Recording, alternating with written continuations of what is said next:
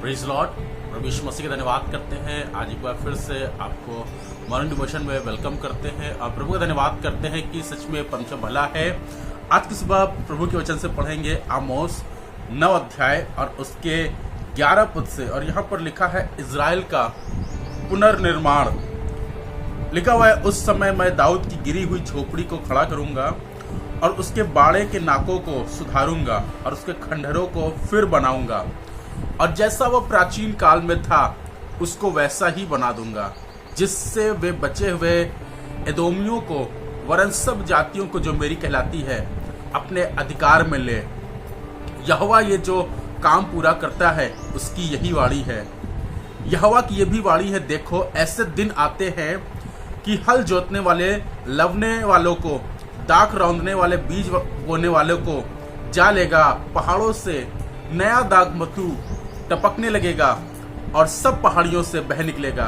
मैं अपनी प्रजा इज़राइल के बंदियों को लौटा ले आऊंगा और वे उजड़े हुए नगरों को सुधार कर उनमें बसेंगे। वे दाख की बारियां लगाकर दाख मधु पिएंगे और बगीचे लगाकर उनके फल खाएंगे।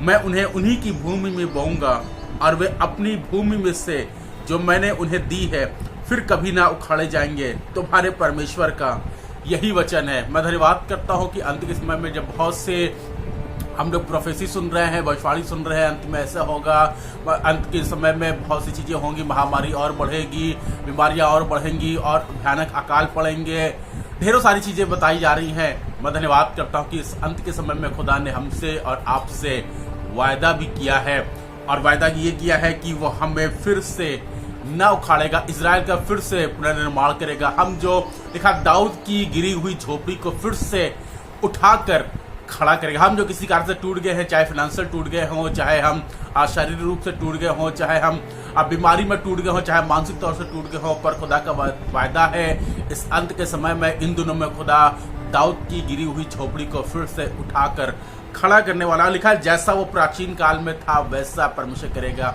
मैं धन्यवाद करता, परमेश्वर फिर से हमें और आपको नया करेगा, फिर से परमेश्वर में नया अभिषेक से भरेगा, फिर से परमेश्वर में नई आत्मा से भरेगा, फिर से परमेश्वर में अपने वरदानों से भरेगा।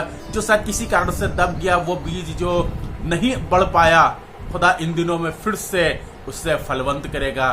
बस जरूरी इस बात की है कि उस खुदा के नाम में, उस खुदा की चीजों में हमें और आपको बढ़ने की आवश्यकता है। इस अंत के दिनों में हमें उस धीरज के साथ उस यहोवा की बाट जोहनी है जो हमसे कहता है कि मैं दाऊद की गिरी हुई झोपड़ी को फिर से उठाकर खड़ा करूंगा और उसके बाड़े के नाकों को सुधारूंगा और खंडहरों को फिर बनाऊंगा। जी हाँ, जो हमारी चीजें बर्बाद हो गई, हमें लग रहा है बिजनेस चौपट हो गया है, नौकरी चली गई है, हमारे पास फाइनेंशियल क्राइसिस आ गए हैं, मैं विश्वास करता हूँ परमेश्वर फिर से सब चीजों को बेहतर करेगा, पर फिर से सब चीजों को अच्छा करेगा। पर इन दिनों में कोशिश करें, दुआ में, प्रार्थना में, संगति में बने रहें, खुदा के कलाम में बने रहें, खूब दुआ करते रहें, प्रार्थना करते रहें, एक दूसरे के लिए प्रार्थना करते रहें। बाइबल में लिखा, दूसरे को खेती सींचो तुम्हारी खेती सींची जाएगी। एक दूसरे के लिए प्रार्थना में उठाए। बाइबल में लिखा हुआ है, जब अय्यूब अपने मित्रों के लिए प्रार्थना कर चुका था, परमेश्वर ने उसके सारा दुख को दूर कर दिया। ये समय है एक दूसरे के लिए प्रार्थना करने का, एक दूसरे को प्रार्थना में उभारने का।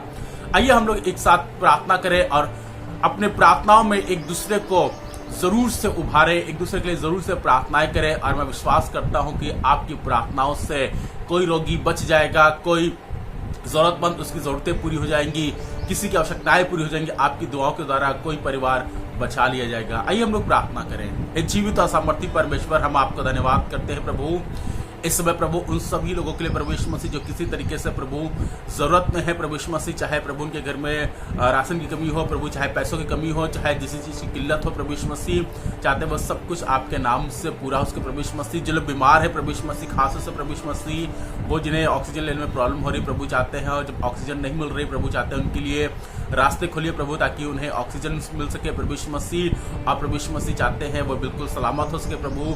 दुआ करते प्रभु जो किसी तरीके से प्रभु यीशु मसीह कोविड से ग्रसित है प्रभु, चाहते हैं उन्हें प्रभु चंगाई दीजिए प्रभु, छुटकारा दीजिए प्रभु।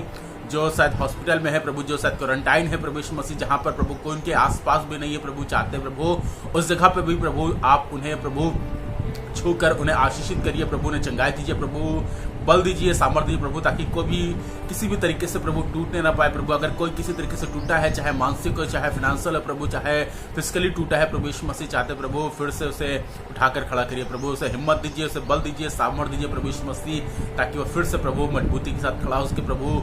और जैसे वो प्राचीन में था प्रभु यीशु मसीह, वो फिर से वैसा, तूने कहा मैं तुम्हारे देश को ज्यों का त्यों कर दूंगा प्रभु। दुआ करते प्रभु, चाहते हैं ऐसा ही होने वाला है प्रभु। हर एक परिवार प्रभु जो शायद टूट गया है इस लॉकडाउन में प्रभु, जो बिखर गया है प्रभु, अगर किसी की नौकरी चली गई, किसी का बिजनेस ठप हो गया प्रभु, या कोई फाइनेंशियल क्राइसिस में है प्रभु, चाहते हैं आप उसके लिए चीजों को मुहैया करिए प्रभु। हम उसके लिए दुआ कर रहे हैं, प्रार्थना कर रहे हैं प्रभु यीशु मसीह, चाहते हैं आपके नाम से प्रभु उन्हें बरकत मिले, आशीष मिले प्रभु, और चाहते हैं प्रभु अद्भुत गवाहियां हो सके प्रभु।